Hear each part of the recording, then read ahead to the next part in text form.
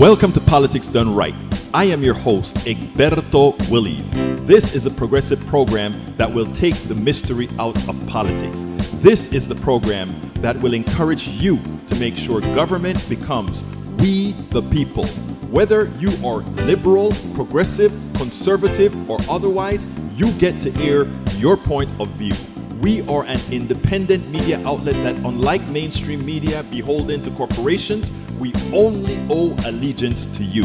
Remember, you can also send me a tweet at EGBERTOWILLIES. That is at Egberto Willies. Let us engage. It is Politics Done Right. Well, folks, welcome to one more edition of Politics Done Right. I'm Egberto Willies, your host. Thank you so kindly for being a part of the show. We are going to have a great show for you today again. Michael Rudnin, welcome aboard. AVQ, welcome aboard. Folks. Before I get started, I just have to, let's see, how do I say this? I just have to say it this way. We have got to let these people that are putting America's lives at risk, we have got to let them pay the price. We can't, it is no longer, this is not funny. You know, this is not really political. This is human. This is humane.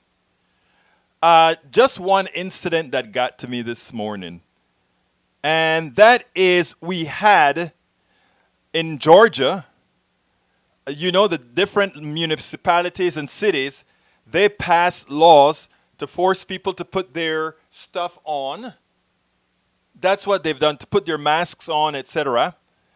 And this big bad governor, in order to placate Donald Trump, says, my order supersedes, just like our governor here in Texas did before he was forced to start looking at things a bit differently, decided to go ahead and say, you guys just have to, you cannot have any orders that are more stringent than the order coming from the state governor, from the governor of the state. And because it cannot be stringent, and because I am not going to force people to put masks on, I will put everybody's lives in danger. There are a lot of Republicans in Georgia saying, oh, we were glad when we decided to get masks. We were glad.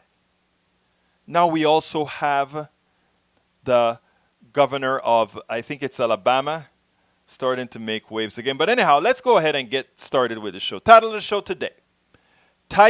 the show today is Activists Shocked Delivering Food to the Poor. Twitter Breach, Biased Policing, and Science. Activist Bobby Rodrigo was shocked as he delivered food to the poor in the Pacific Northwest. He saw conditions that should be anathema to America. Non-science president, biased policing, and Twitter breach. That's what we're talking about. Good morning, Senor John Tratt. Bruce Pollard, welcome aboard, my brother. Bobby Rodrigo went to the Pacific Northwest to do the relief work he knows.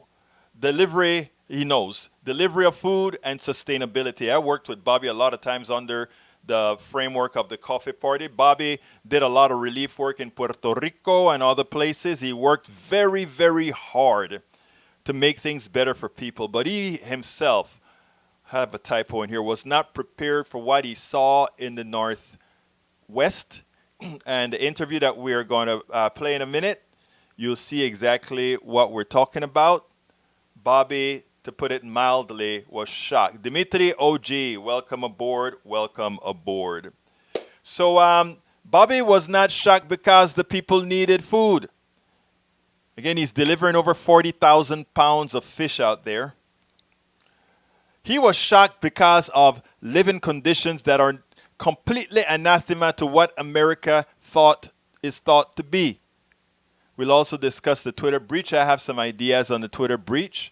I think the Twitter breach is dangerous, but I think a lot of times we may be looking in the wrong places for the Twitter breach. And I don't think it was an accident. Using Barack Obama's account to sell what is it called, the kind of money that they have, that electronic type money, to do that, bitcoins and all of that. They wanted it to be known that the account was hacked, and if they made a few bucks on the side, hey, it's okay. But this, a lot of people are saying, oh, they just made a little bit of money, but I mean, they didn't go through this right or what? No, no, no, no. I don't have any evidence, first of all, for what I'm going to talk about, the Twitter deal, but I'm going to talk about it with some assumptions, and I'm going to say the only reason I'm talking about it without having facts as far as what went on the inside is that none of us know what it went on the inside, but we can have what's called deductio al absurdum. Okay? Reductio al absurdum, which says, let's deduct based on things that would otherwise be very silly. We'll talk about that in a little bit, my brothers and my sisters.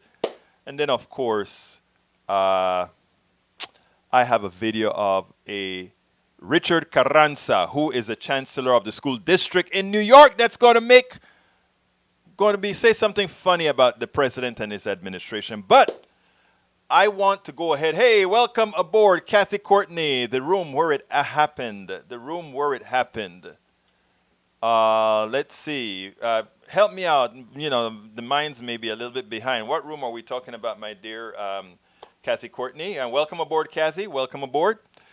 Okay, let's go ahead and get busy. I think what I want to do is I want to go ahead and start with Bobby. And after Bobby, we'll do the other things, because what Bobby has to say is very interesting and it's very touching as well. So let's start with Bobby and then we'll go forward thereafter. So here's Bobby. Welcome to one more edition of Politics Done Right. I'm here with Bobby Rodrigo. Bobby is doing some excellent work out there. We are in a pandemic. People are starving. The pandemic, the depression will not be televised. America does not want you to know that America is in dire straits. So that percentage of America that is being depressed even further by what's going on in this country right now is kept away from you. But luckily, we have people out there in the field that are doing magnanimous work. Bobby Rodrigo, how are you doing, my brother? I'm good, my brother. How you doing, Egberto? It's been a minute since we did this online. Of course, we connect all the time, but sometimes I get mad enough where we should talk online. Look, let me tell you, Bobby, and these are times to be mad. First of all, Bobby, tell me a little bit about this group that you've organized, that you're working with to feed thousands of people right now on the Pacific Coast. Yeah, so I've been, as you know, and as you have covered, I have done relief work for many, many, many years. And when things happen, the ones that are doers, the action people, pretty much come together and say, okay, what do we got? What are we doing? Can we do something? Or ideas are developed. So the real lead in this is Chef Jeffrey Moore from foodfleet.com and Justin Zollner from the Wave Northwest. And I know Justin from the Green Sports Alliance originally, and actually Jeff introduced me to him. I know Jeff for a number of years. Jeff actually cooked for the Lakers, for example, for 10 years, I think, or 7 years, whatever it was. But he's one of the top food industry people there is in the world. So anyway, Jeff, in the middle of the COVID, Jeff contacted me and let me know what was going on, and they needed a logistics guy on the ground to run everything on the ground. So he brought me in for that, asked me to come to the Northwest. So what has happened is private donations have paid for the Alaska fisheries through Kevin Scribner, another member of our team, to bring down lingcod, which is high-end cod, and sablefish, which is high-end fish, bring it down, have it processed on the boats, cut into fillets, 1 pound fillets, frozen and given to us so we can put them out into the community. Now, none of us are dump and run kind of guys. So the idea was, because of particularly with Jeff's connection to the food supply chain for his entire life. I mean, he actually ran the department in New Zealand for a number of years, for example. The idea is, we know that, inside the industry, we know probably 85% of the independent restaurants are going to be out of business by the end of the year because of what's happening today. So the idea was to create an economic empowerment model. And you know me a number of years, Egberto, you hear me say that all the time. I want to empower communities. I am not a dump and run guy. I refuse to be that way, and we shouldn't be that way, in my opinion. So what we're doing is we created a food box program that has a number of factors. Number one, we wanted to raise the level of nutritional value that is given to people in crisis, because giving somebody a ham sandwich like the Red Cross does is moronic, in my opinion.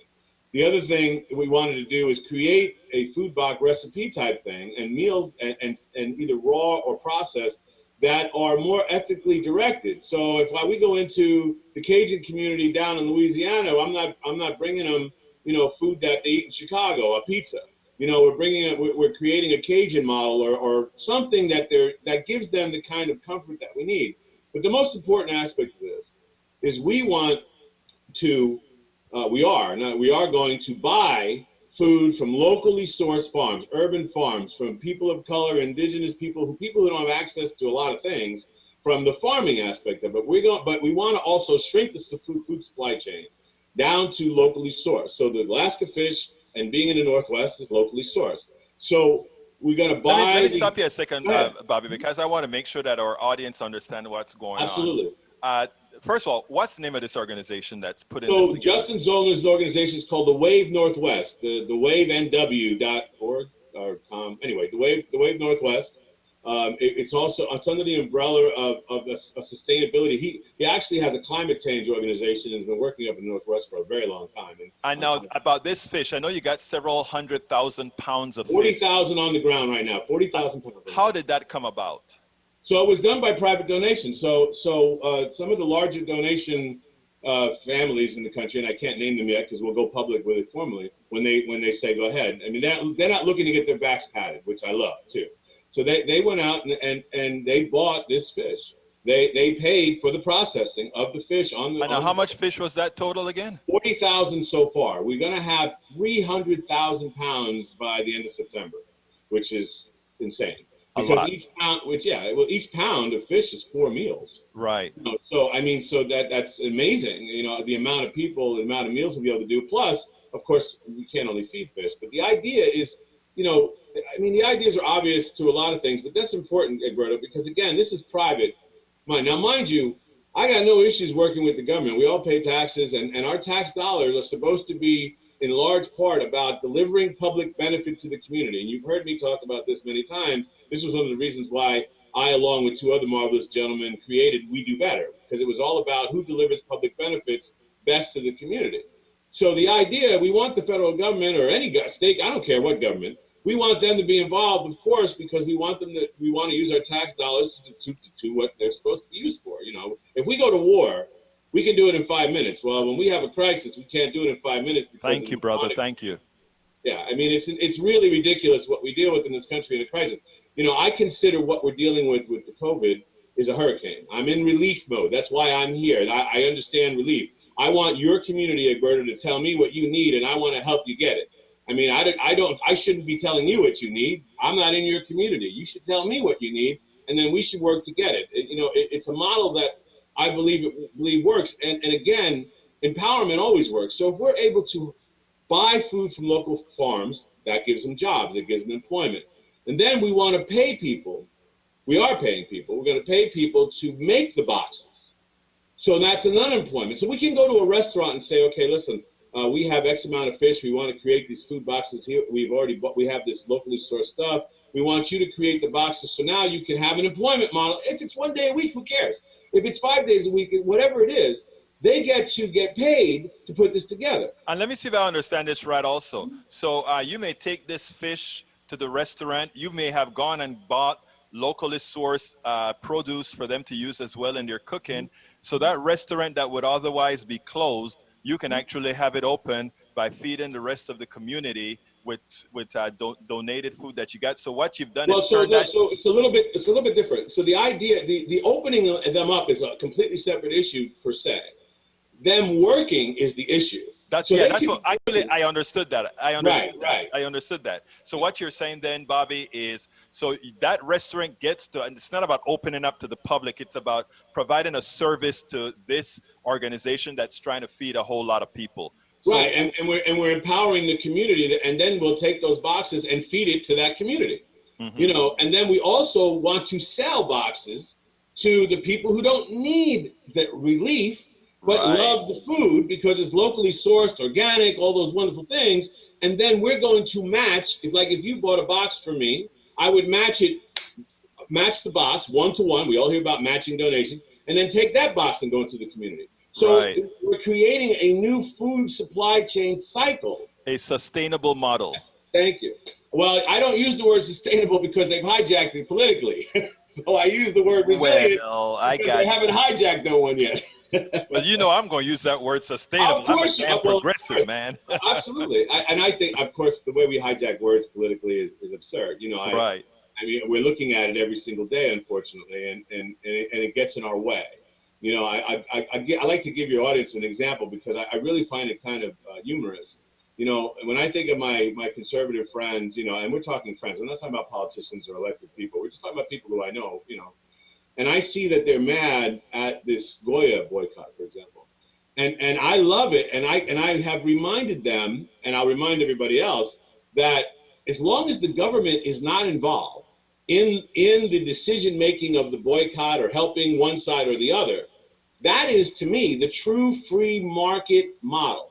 If our community forces a vendor to behave in a certain way or they don't get our business, I'm all for it because it's truly organic. So I was telling people, I says, if I open up a restaurant and I put a Nazi swastika in the window, I'm obviously gonna go out of business because a lot of people aren't gonna come to see me. So you don't need the government to come tell me I have to remove it. You just don't go, and we're gonna be gone. So it's like I'm telling my conservative friends, you always rave about capitalism. That's capitalism. That's the real capitalism. Community forcing vendors to behave in a certain way. I don't shop in Walmart. I don't shop in other stores because of the way I know that they treat women, for example. So it's a protest with my dollar.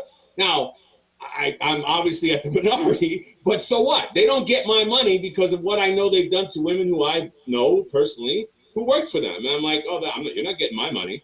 So I love the fact that the argument is reversed. And I don't care if the Well, actually, politicians. what you saw, Bobby, is you Yeah. saw the hypocrisy of selective capitalism, right? With these folks. That's what you saw. No, what I saw was not, see, that's the difference. What I saw was government force. And I'll give you the example. Yeah. I'm pissed about what I saw yesterday. I know you know that. You heard me on the call earlier. So we did this food distribution model yesterday, and this wasn't our full model. This was just, when I have commodities, You my wanted to goal, get rid of the food. You got to get I'm it out not in the playing. community. Yeah, I mean, if I never do our food box program with 40,000 pounds, that stuff will be out in the community in a month. Right. Whatever, we'll figure it out. So we did this. It was a marvelous beginning of the day, and then we had stuff left over. The Oregon Food Bank and the Columbia Gorge Food Bank that we were working with, they had their product left over. So I took their product in my refrigerated truck, and I went out with Native American leaders, and we went to visit some outlying Native American communities, particularly fishing communities that exist along the Oregon and Washington state line. We went on both sides. I think it was at the Columbia River, right? Yeah, the Columbia River and the Hood River, both. Yeah. So we go to these communities, and you have some video on it, of course, that you'll show at your convenience. But when I went to these communities, I was going to United States government land. I was not going so I got to the point where I was thinking of these phrases in my head that I could scream about. But what happened to this community? And I did a thing on the sign, and it says that this is a Native American community in lieu of.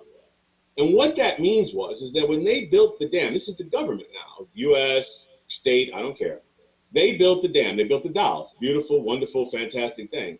But when they built the dam, they built two of them here. When they built the dam, they flooded all the Native American communities that were on the opposite side of the dam. So they destroyed their communities. We're talking about something that happened in the 50s, people. Okay? And they moved these people to these government little community places, and they didn't give them electricity. They may have a single source of running water, and they have a shared bathroom, and they're living in crap. So this isn't something that is Republican or Democrat. This is in America. This is America, thank you. And this is about government force. This has nothing to do with capitalism. This is nothing to do with government force. They created this city for white people, for people who have money. That side of it may be a little capitalist, whatever. They created this community with our tax dollars. They wiped out, we did more conquering of the Native American community. That's what they did. They did And that more was conquering. was that their reservation then? Yes, they with us. Sovereign land. Sovereign land we're talking about here, people. Now, everybody, well, not everybody, but there's a lot of people who know what just happened in Oklahoma with the Supreme Court. Half the land belongs to the natives. Well, and that is real important. And the interesting thing is that even the discussions are starting to be deflected because it was a criminal case that did this. So they're talking about criminal convictions. I was having a discussion yesterday with one of the Native American community leaders about this very thing. They opened up a big can of worms, and it's not like the people haven't been litigating this. We're talking about legislative acts that are in existence for decades that are supposed to be taking care of these people with the tax dollars that we do it, that's allocated from the situation they created with creating these dams that haven't been done at all, thrown under the rugs, and they're on these government properties. United States government. That's what I was saying. Okay, stop a second, Bobby. They're on the reservation. They're on the reservation. They were on the reservation. Now the reservation has been moved to United States government land. Oh, so you're saying the flooded land was their land, but the reservation is not a part of where they are now. That is correct. They create. That's why it's called in lieu of. It's right on the sign that I did the video. It says in lieu of. It's insane what I saw yesterday. You know, it's like if they think of the words ghetto in any place that you can think of, and that would be an upgrade. And I am dead serious. Not even flip, because most of the ghettos that I know of at least have electricity in some way. So tell me more about what you saw, brother, and I think I have some videos to attach. Yeah, it is amazing. You know, you go in and the entire, there's not one permanent housing structure in the thing. It's all mobile type things that are broken down, old, no windows, busted doors, all kinds of things. Families, we're talking about families here, children all over the place, families, and so what I'm bringing to them. You know, these boxes from the Oregon Food Bank had produce in them, had butter, had a gallon of milk, things like that. Then I've got this frozen fish. I'm giving them, I have 3 pounds in a bag. So I'm giving, I don't care how many, you want 10 bags, here you go. They got no place to put this stuff because they don't have electricity. Yeah. So they got so they're gonna have, so the fish I give them, they're basically gonna have to cook right away and then have to eat it right away. And it will, you know, but again, this is why dumping and running don't work. You know, so now we're already, so Warm Springs, which I haven't been to yet, I'm going to be real mad when I go there. They haven't had running water, Egberto, for 2.5 years. And it's a 5,000 person community. 2.5 years. And we don't hear about this on TV, brother. No, of course not. Okay, no, so tell me the name of these two communities in, I guess it's in Oregon and Washington. So the individual, well, you'll see the names of them are on the sign, so I'm a blur in a way, but it's the, Long Pine was one that I can tell you for sure. Long Pine was the one by the dolls. There was one by Cascade Locks. I think that was part of the Umatilla tribe. The other ones, I can't remember the name of them, but they're on the signs because well, you know, we're late preparing this particular interview, and I have to process it after. So, folks, the videos, I'll add the videos later, folks, and likewise, I'll try to put inside of the blog post some of what Bobby is talking about. But this Bobby came across this delivering food because he knew there was a need in that area, and then he discovered something that he was not immediately aware of. Continue, Bobby. Yeah, so you know, it's mind-boggling.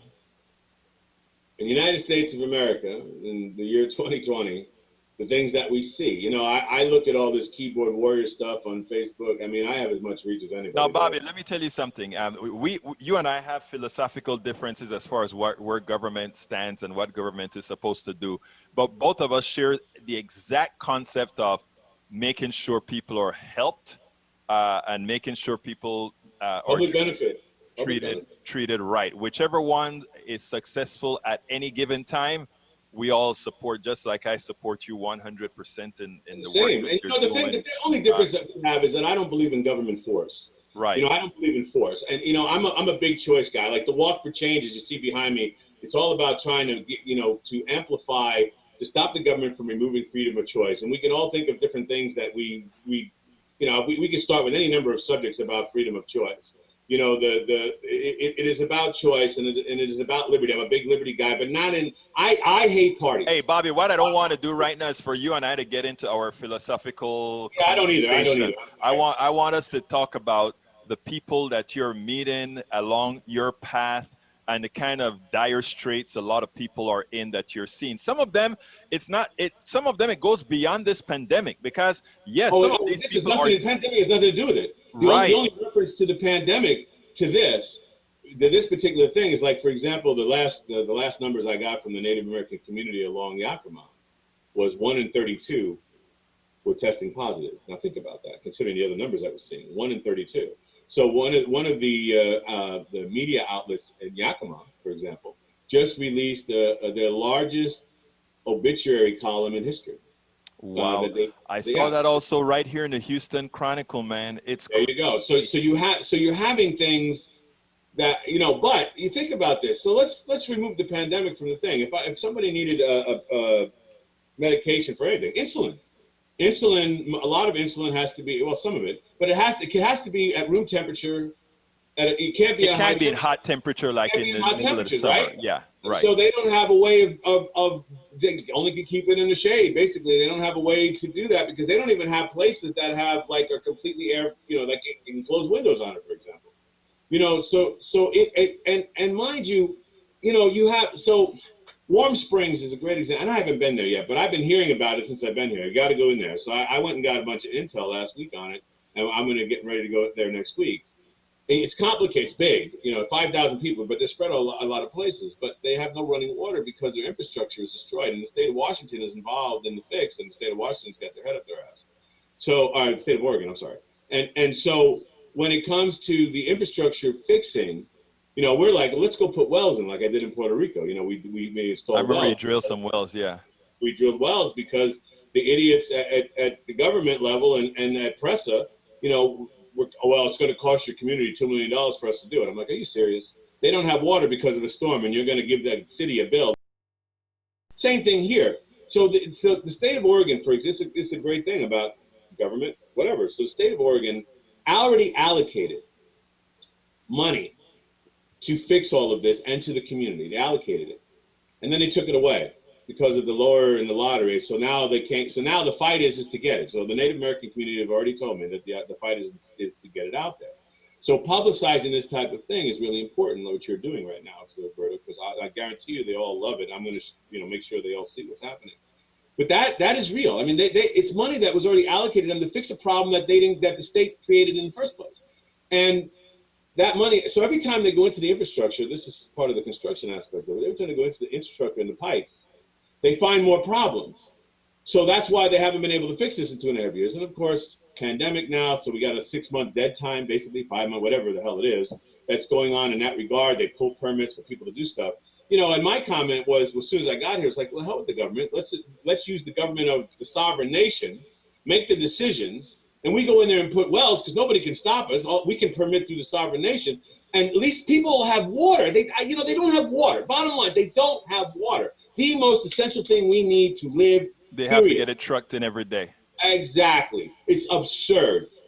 On the continental United States, everybody.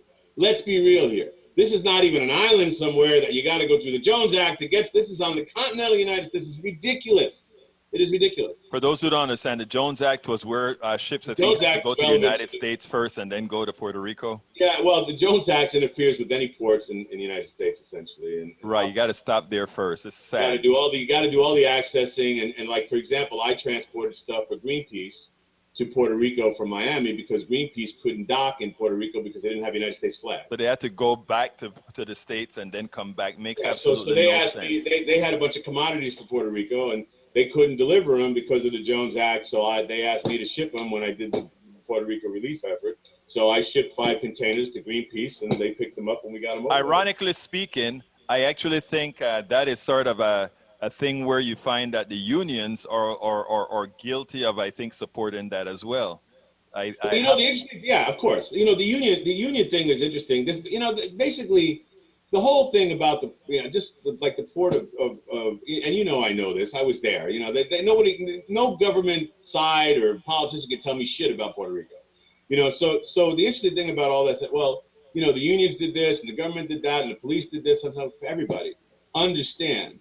Hurricane Maria impacted every single person on the island. That does not leave out the police and the unions and all these other people. They were destroyed like everybody else. Yes. So the idea was the proper idea was is to use our tax dollars that we're supposed to have to make sure that those people are supported. You don't go over there and go, "Where are the police?" Well, the police are at home trying to unflood their house and put it. Exactly. Yeah. Yeah. Yeah. So Yeah. it's communities have to tell us what they need, and then we have to give it to them as Okay. as Now, a people, as a government. Bobby, centralizing back to the topic at hand, feeding the people. Tell me now, because we're coming close on the end of the interview. First of all, good work. Now, tell me what do what's going forward? Are you planning on doing out So there? the next two things that are on the calendar already is that in July 24th at a place called the Red in downtown Portland, which is a people of color, a black and brown and indigenous place to support the local community. And Portland has an interesting base like that. I was actually, in my farming network, I knew people up here.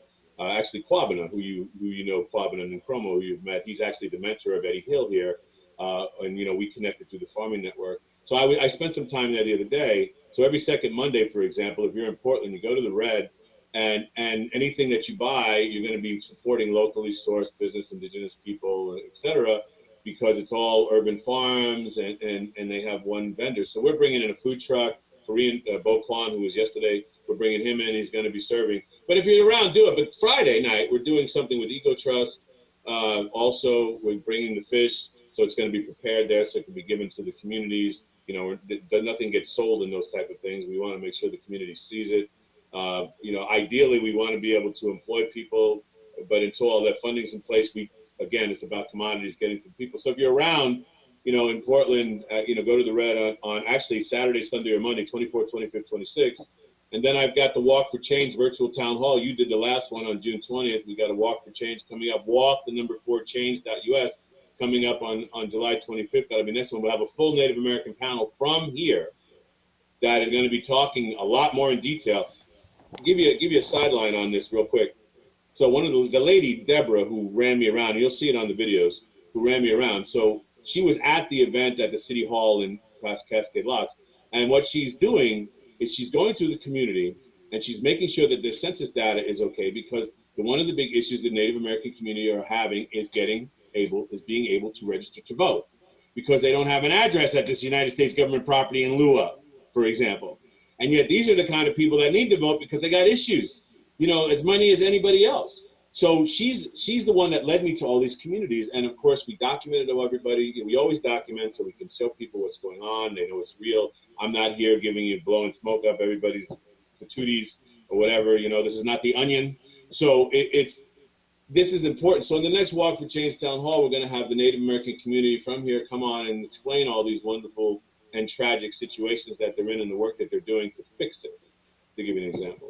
That's Well, what's I going know on. you're gonna lead that for me, and we're gonna have all you guys on. And the next one, look, Bobby, magnanimous work, exceptional work. Keep up what you're doing, brother. We've been at this for a long time, and you know what, man? I'm going to tell you. If we, you, and others don't do it, it's not going to be televised. It's true enough. It's true enough. Yeah, Thank you so kindly, Bobby Rodrigo, for being on Politics Done Right. always a pleasure, Egberto. That was Bobby Rodrigo. Let me tell you something else about Bobby, man. You remember when we had our hurricane? I don't remember the name of the hurricane, the mind sometimes. But anyhow, when we flooded it, I don't flooded this entire Houston.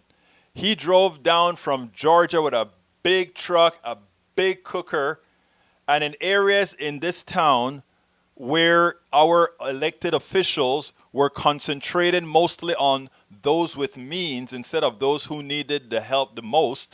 When Brother Mayor Turner was here in Kingwood appeasing people that really didn't care for him, that wouldn't vote for him, and having people shout at him instead of being in some of the areas in the, let's say, some of the Latino communities and other communities that were flooded, Bobby was there. Our mayor, I love him. Our mayor is a good guy. But we have to start learning how to put priorities in the right places. Over here in certain parts of town, people are inconvenienced. In other parts of town, people are dying. If we looked at how this pandemic is hurting people, there are a lot of people that are being inconvenienced for wearing a mask. Even if they got sick, they may be able to have the right kind of care that they don't stand at. It's a chance of dying because their cure is so good, and they'll get the remdesivir and all these drugs. And there are those who you wearing a mask is existential for them. You know, at some point in time, we as humans are going to have to stop thinking about just me, and replace that M with a W. We, supporting each other. We. And that's one of the things I've always loved with Bobby. Bobby is all over the place. Puerto Rico. Now he's in Oregon and Washington. I wish I could be with you. You know, we've been together in Georgia. We've been together in Colorado. We've been together in, where else, Bobby? All over the damn country. But anyhow, I wish I could be out there, but each of us serve our purpose. And my purpose now is media, and his purpose is to continue being the logistic guy that he is, knowing how to move things around logistically around the country and to help people wherever they are. He was a part of the Marines. I think it's called the some kind of Navy, that was helping people during the floods and all of that. So keep up the good work, Bobby. Okay, let's continue with the program. I hope you guys enjoyed that. Let's get busy with some other things here. I want to play this thing here about, Donald Trump wants to get these schools open at all costs. Forget about COVID. Forget about all these kind of things. He ran up against the wrong chancellor, the New York City chancellor of schools. Check this out.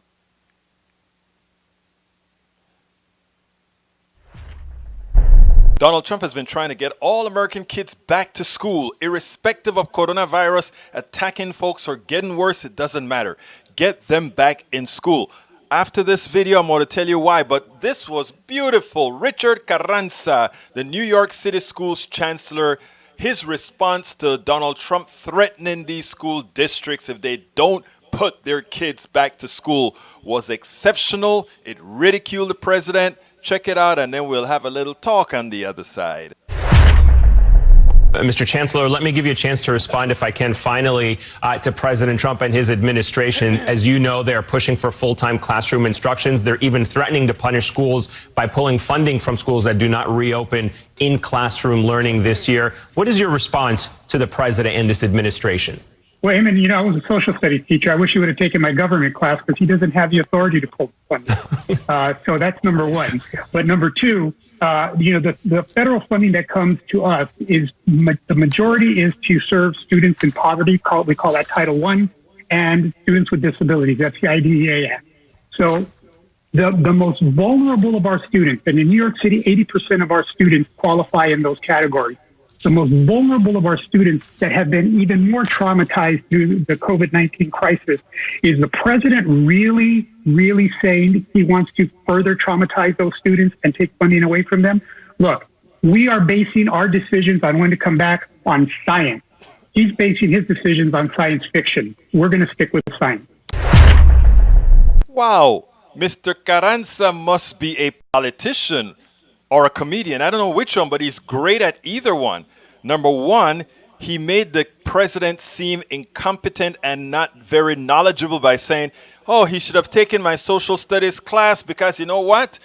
He doesn't have control over the basic finances of the school district. Then he goes ahead and he demeans the president. He makes the president the evil person that he is. You mean you are going to take away the money that comes from the federal government is for feeding the kids and that sort of thing, for the kids that are having the hardest time, the poorest kids, the kids that have the most wants. You mean you are going to penalize those kids? And then lastly, he comes back and he ridicules the president. We believe in science. The president believes in science fiction. Now, the real thing here, folks, is this.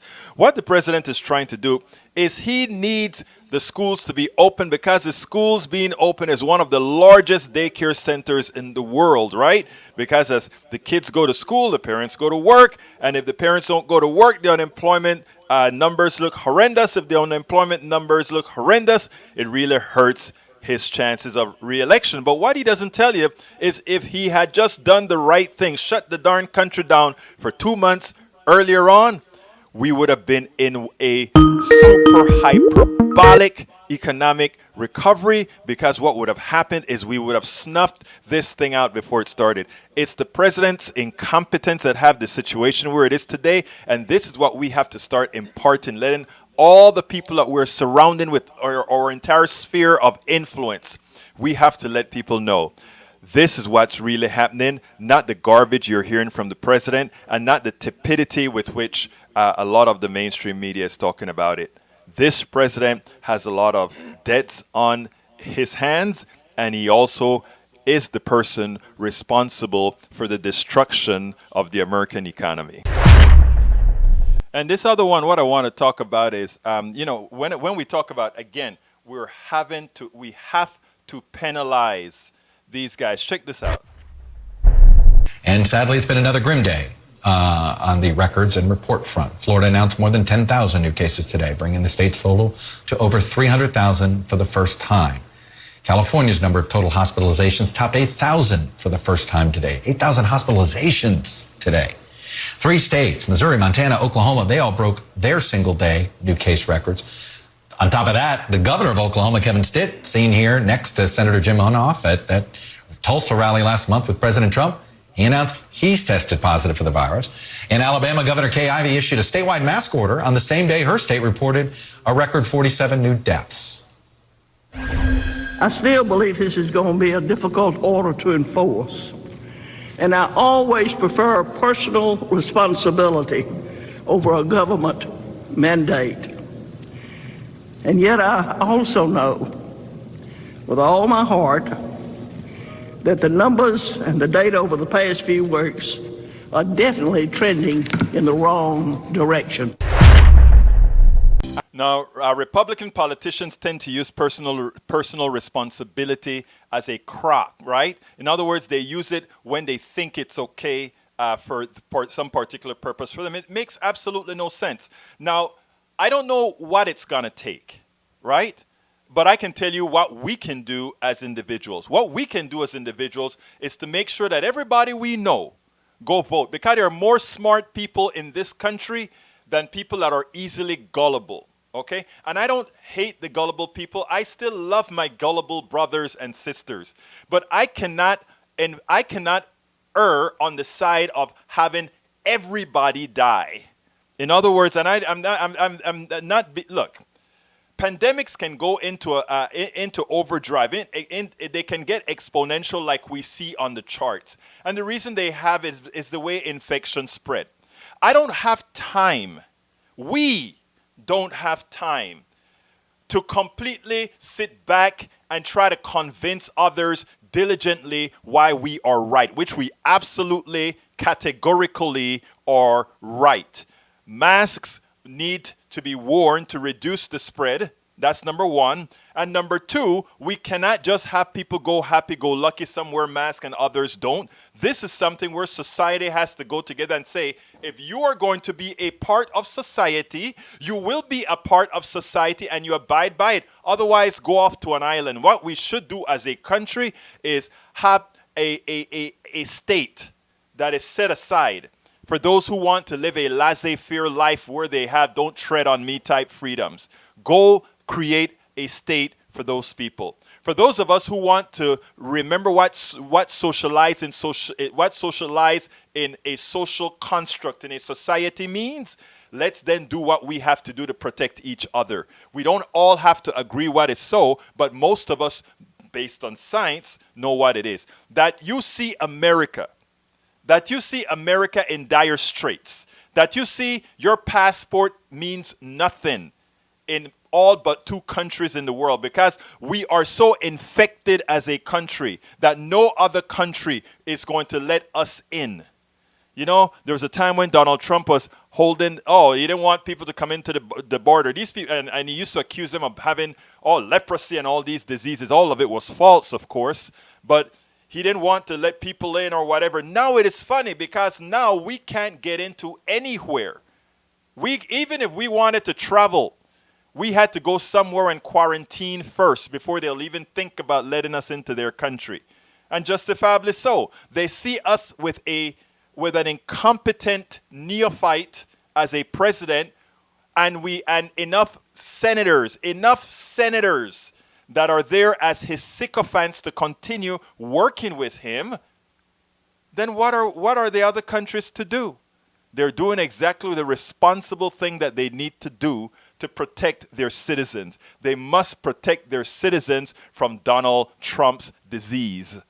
And that is what they're doing. Justifiably so. Justifiably so. Now I have another story here. I'll do the Twitter story last. This story is about this story isn't about police brutality.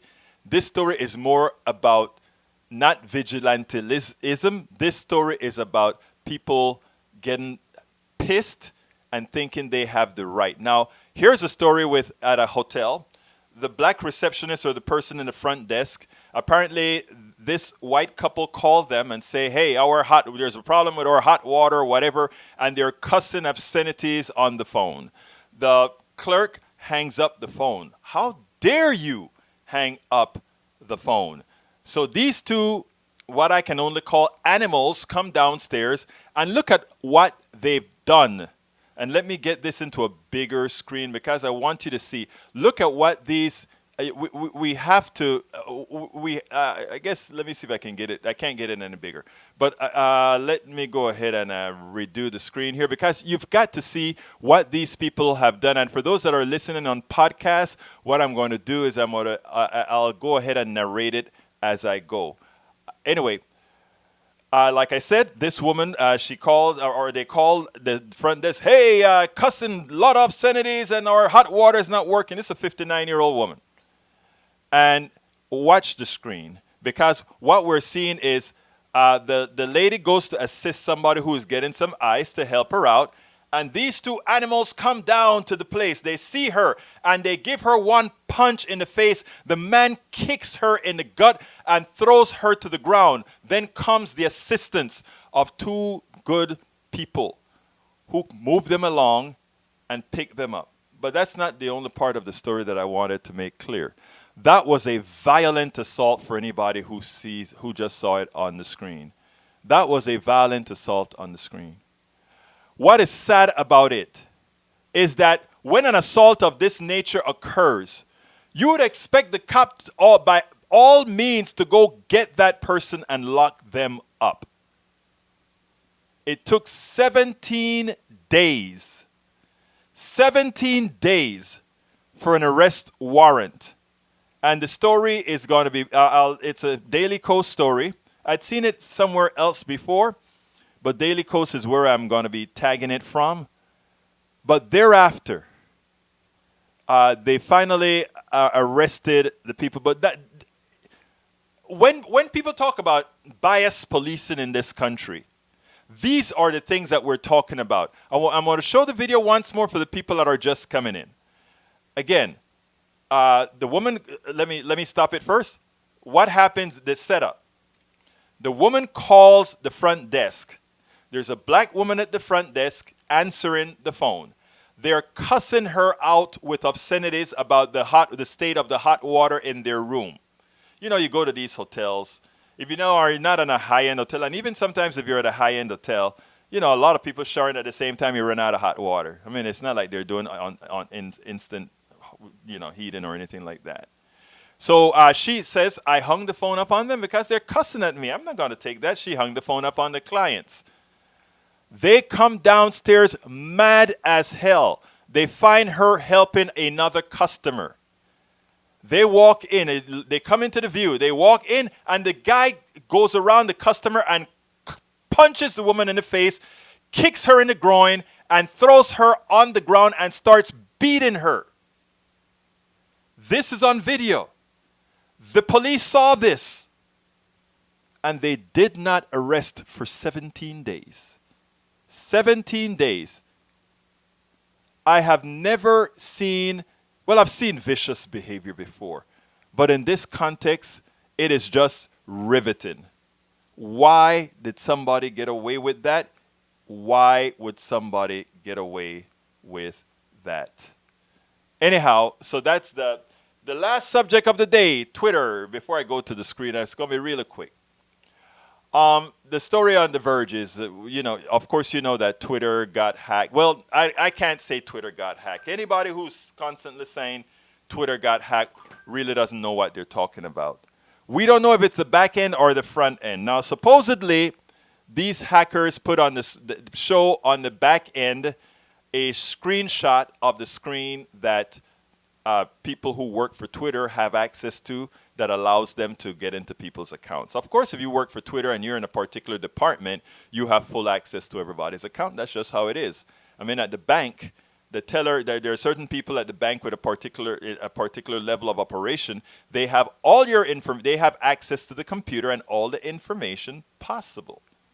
Okay?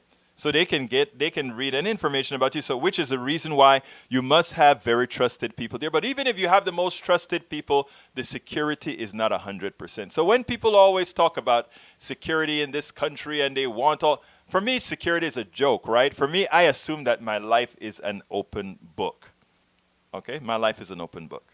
In other words, what I mean is I assume anybody can get into the deep recesses of anything I have on my computer, in the deep recesses of anything at my bank or whatever.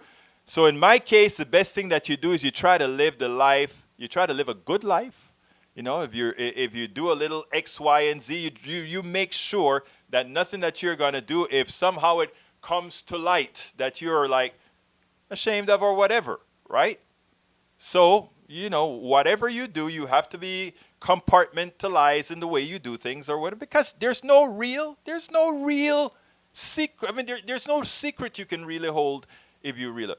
Now, we have been fooled into believing that we have all this security on YouTube and on Twitter and whatever, and that's how they sell it. And these people are billionaires and all of that. And then President Obama's account is used by somebody else, and it's a crazy thing. How bad it's going to destroy democracy.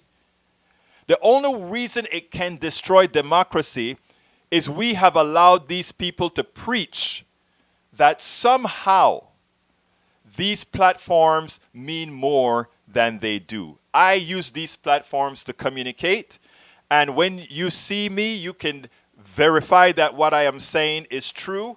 You can determine if you want to believe me or not. But you should never take anything I say as just absolute fact. I like when Mike Cisak challenges me. I like when Michael Rudnin challenges me. I like all of that because that is how you create true discourse. Now, if I get a tweet from President Obama that says, Egberto, if you jump over a cliff, nothing is going to happen.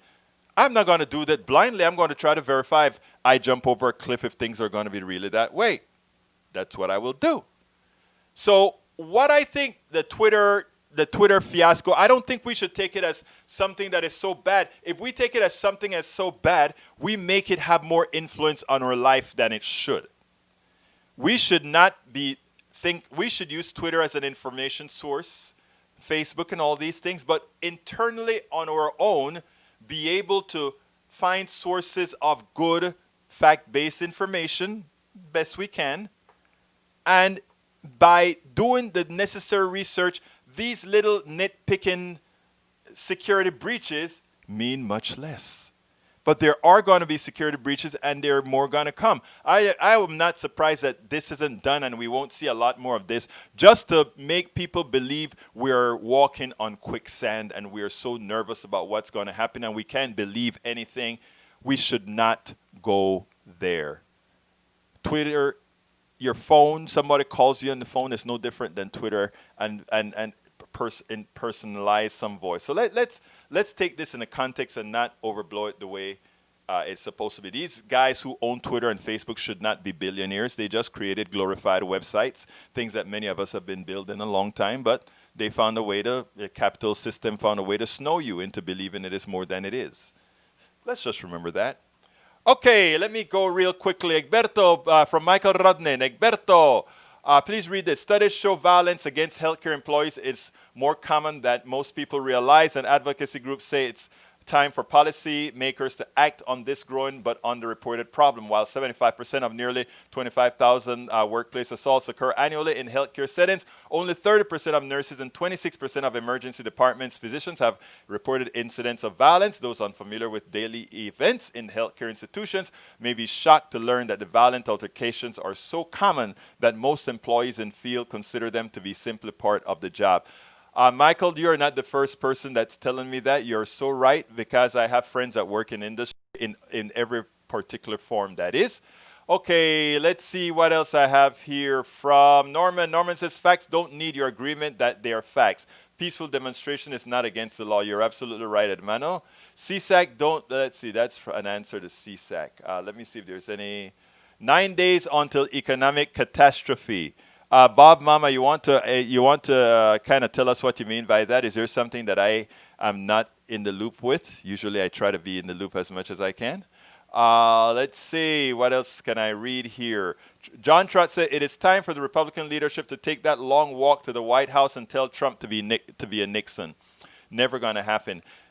What Trump has that Nixon doesn't is a dedicated base. And that dedicated base is something that they fear like no other. The problem is that dedicated, only the sycophants are going to remain. Only the cultish ones are going to remain, because people are going to start looking at their own salvation, and that is coming pretty soon. End up people. Hey, Bob Mama, you know something, Bob Mama? You are so right. None of us know what the reaction is going to be to the end of PPP, because that could be problematic with people being thrown out of apartments, homes, and everything else. Oh, and nobody, well, Nancy Pelosi spoke about it today, so we'll see. We'll see if they come up with something. I have a feeling to prevent catastrophic disruptions, they just might. Thank you for bringing that up, Bob Mama. Very, very good observation right there. Okay, I got to get out of here, folks. Please, I want you to please consider becoming subscribers to Politics Done Right. We need you to support what we do. We need you to notice we support things like even what you see Bobby is doing, etc. We're all in this together. So please become a Patreon. Please become a Patreon by going to, yes, Bob Mama, it will be exponential homelessness. Please visit politicsdoneright.com/Patreon. That will go ahead and help us continue doing what we're doing. politicsdoneright.com/Patreon. Likewise, please go to politicsdoneright.com/PayPal if you prefer using PayPal. Please go to politicsdoneright.com/PayPal. If you're on YouTube, please click that $ and say, hey, I want to give you a super chat. $2, $5, $10, $1 million, whatever you want, so that we can continue doing what we do. And we have a hell of a lot more to do. So if you're on YouTube, you can click that $ there and say, I want to give my brother what is it called again? A super chat or a super stamp. Now we're looking for memberships on Facebook. We just got permission by Facebook to get memberships. We have just 2, and one of them is sort of not really. So please go to politicsdoneright.com/Facebook. politicsdoneright.com/Facebook.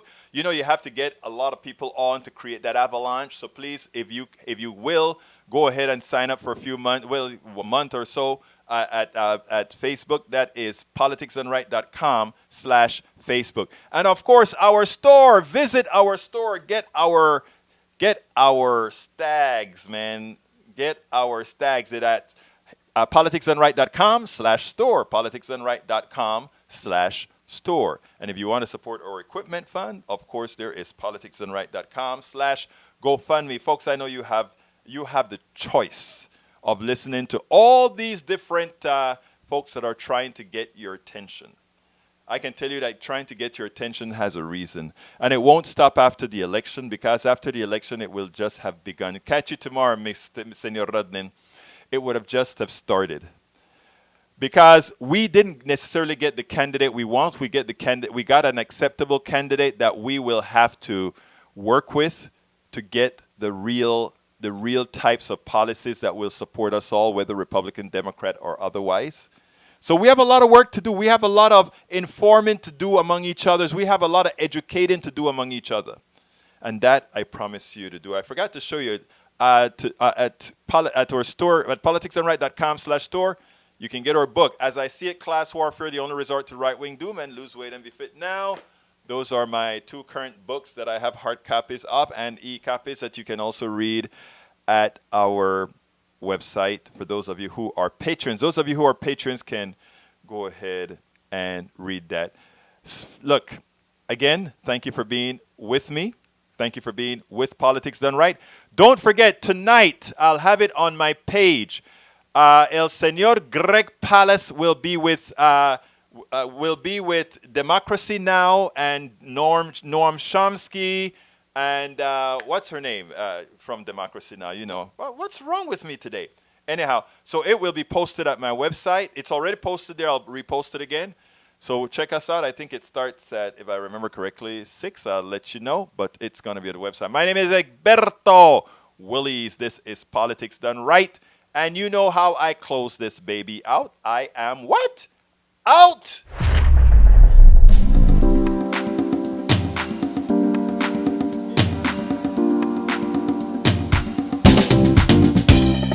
Welcome to Politics Done Right. I am your host, Egberto Willies. This is a progressive program that will take out of politics. This is the program that will encourage you to make sure government becomes we the people. Whether you are liberal, progressive, conservative, or otherwise, you get to air your point of view. We are an independent media outlet that, unlike mainstream media beholden to corporations, we only owe allegiance to you. Remember, you can also send me a tweet at EGBERTOWILLIES. That is at Egberto Willies. Let us engage. It is Politics Done Right.